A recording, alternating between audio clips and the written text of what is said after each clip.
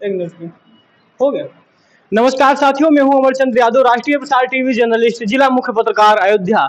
इस समय भगवान श्री राम की नगरी अयोध्या से सबसे दमदार प्रत्याशी, बसपा के लोकप्रिय प्रत्याशी हमारे साथ मौजूद हैं, सच्चिदानंद पांडे सचिन जी। आइए हम इनसे कुछ अहम सवालों पर चर्चा करते हैं। सर, आपका राष्ट्रीय प्रसार में बहुत बहुत स्वागत जी, बहुत बहुत धन्यवाद जी। तो सर, जिस प्रकार से लोकसभा 54 से चौथे चरण में अयोध्या का चुनाव होना है, ऐसे में आपने जनता के बीच में जा करके पूरे दमखम से प्रचार प्रसार में अपना जी जान लगा दिया है। तो ऐसे में आपके पार्टी का या बसपा का आपके चुनाव लड़ने का क्या मैनिफेस्टो है, क्या वादे रहेंगे इस बार? देखिए, जहां तक बात है मैनिफेस्टो की, तो मैं आपको बता दूं, बसपा कभी भी मैनिफेस्टो पे चुनाव नहीं लड़ती। बसपा का मानना है, माननीय बहन जी का मानना है कि हम पहले विकास करेंगे, फिर मैनिफेस्टो की बात करेंगे। ठीक है, क्योंकि पहले आप करके दिखाइए, पहले साबित कीजिए, फिर आप डॉक्यूमेंट कीजिए उसको। ये हमारी पार्टी का मानना है। जी। भारतीय जनता पार्टी कहती है कि जब से हमारी सरकार आई है, तब से गुंडों की गुंडई खत्म हो गई है, माफिया मिट्टी में मिल गए हैं, ये योगी आदित्यनाथ जी का कहना है।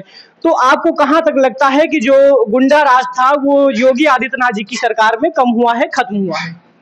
देखिए, अगर योगी जी ऐसा बोलते हैं कि उनके सरकार में गुंडई और गुंडे खत्म हो गए हैं, तो मैं बहुत निराशापूर्वक मैं ये बताना चाहूंगा, अगर गुंडे और गुंडई कम हो गई है, तो बताइए कल रात में एक प्रजापति समाज का एक बच्चा था, उसकी क्या गलती थी?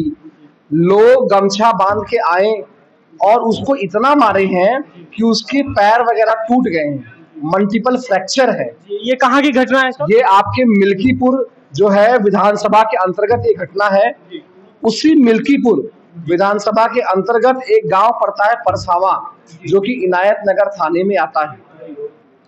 वहां पे एक वृद्ध 55 साल के ब्राह्मण की हत्या कर दी गई। ठीक है, एक जाति विशेष के लोगों ने, ठीक है, उनको मिलके ऐसा मारा कि वो रिकवर नहीं हो पाए। 55 साल के बुजुर्ग थे वो, जिनको ब्लड प्रेशर, शुगर जैसी बीमारियां थी। जनता, आप सब समझ सकते हैं कि 55 साल उम्र में एक निर्धन ब्राह्मण की कंडीशन क्या होगी। आप अगर उसे इतना मार रहे हैं, तो आपने बिल्कुल ऐसा कर दिया है कि वो अधमरा हो गया है।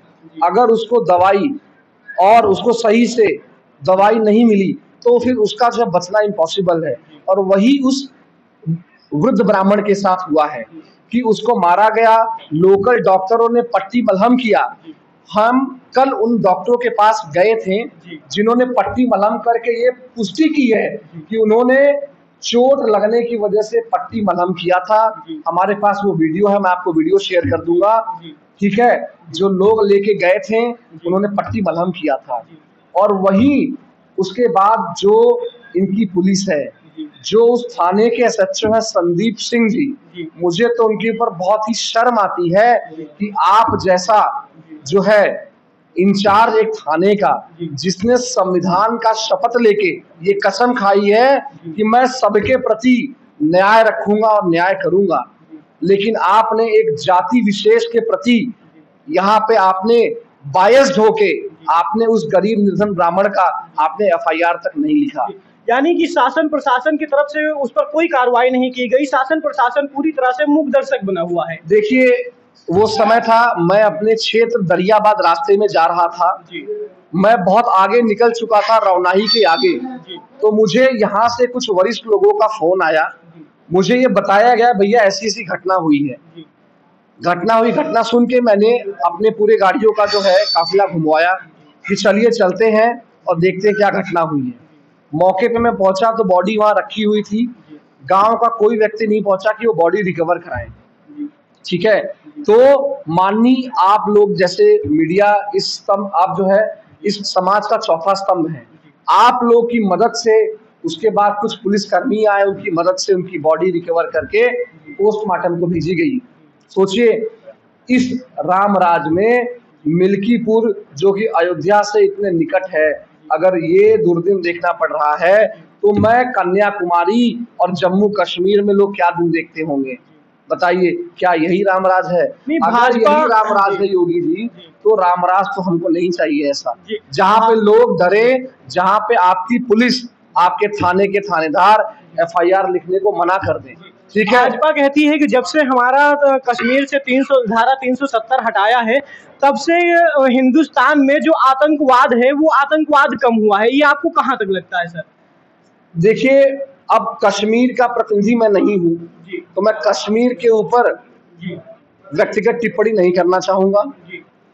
जहां तक बात है कश्मीर की, कश्मीर हम सब का अब अभिन्न अंग रहा है और हमेशा रहेगा।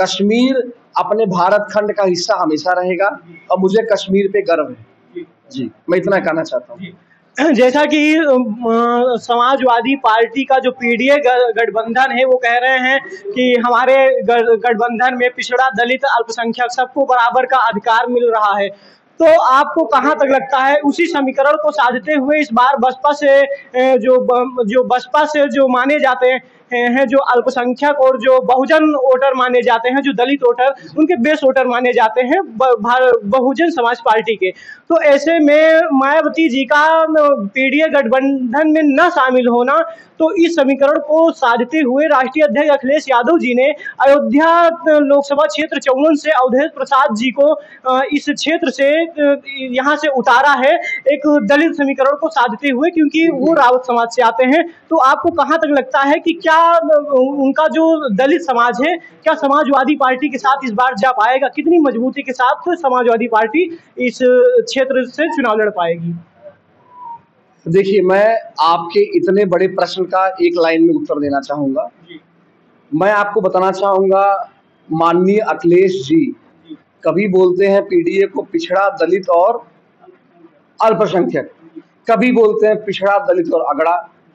तो अगर आप पिछड़ा, दलित और अगड़ा बोलते हैं भैया, तो आपके जो प्रतिनिधि हैं वो क्यों नहीं, जो ब्राह्मण की जो हत्या हुई है, 55 साल के जो ब्राह्मण थे, उनके दरवाजे तक क्यों नहीं पहुंचे हैं? क्या यही आपकी नीति है? आप तो अगड़ों को चाहते ही नहीं है, आपके लिए अगड़ा कुछ है ही नहीं है, ना ही आपके लिए दलित कुछ है।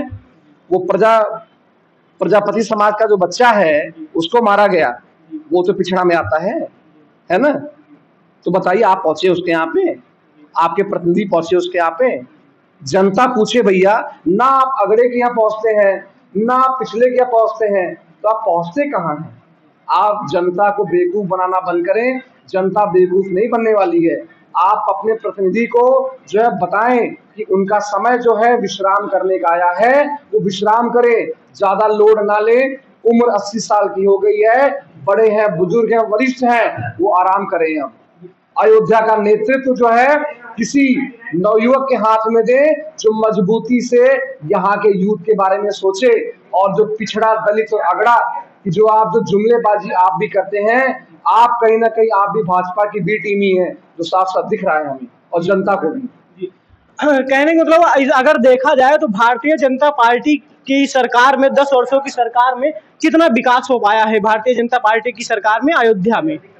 देखिए, ये आपका आखिरी प्रश्न है, मैं इसका बिल्कुल आपको उत्तर दूंगा कि जनता का जो विकास यहाँ पे हुआ है, विकास का मतलब होता है हम सबके पास रोजगार हो, हम सबके पास जो है साधन संसाधन अपने घर को चलाने के लिए हो, हम सब अपने घर गृहस्थी में खुशी से रहें। तो ये मैं जनता से ये प्रश्न पूछता हूँ, इसका उत्तर आप कमेंट में लिख के दीजिए कि आप कितने खुश हैं, आपकी तहसील में कितनी सुनवाई है, आपकी थानों में कितनी सुनवाई है, आपकी नगर पंचायत में कितनी सुनवाई है, आपके घर कितने बनाए जा रहे हैं, आपके घर कितने तोड़े जा रहे हैं, ये भी बताइए। वो देवरी बाजार के जो लोग हैं वो भी बताएं कि आपका घर जो तोड़ा गया है उसका मुआवजा कब मिलेगा। कौन सा नेता आपके पास आया था वो भी बताइए जनता को, कौन से PDA के नेता थे वो भी बताइए जनता को। ये जनता सुनना चाहती है, जनता जानना चाहती है। तो कहीं ना कहीं जो विकास है ये मैं नहीं, ये जनता बताए, ये मेरी अपील है, ये मेरी मंशा है। धन्यवाद जी, आपका जी। इस समय ये हमारे साथ बसपा के मजबूत प्रत्याशी सचिदानंद पांडे सचिन जी थे। तो ऐसे ही न्यूज को पाने के लिए आप बने रहिए राष्ट्रीय प्रसार के साथ। धन्यवाद।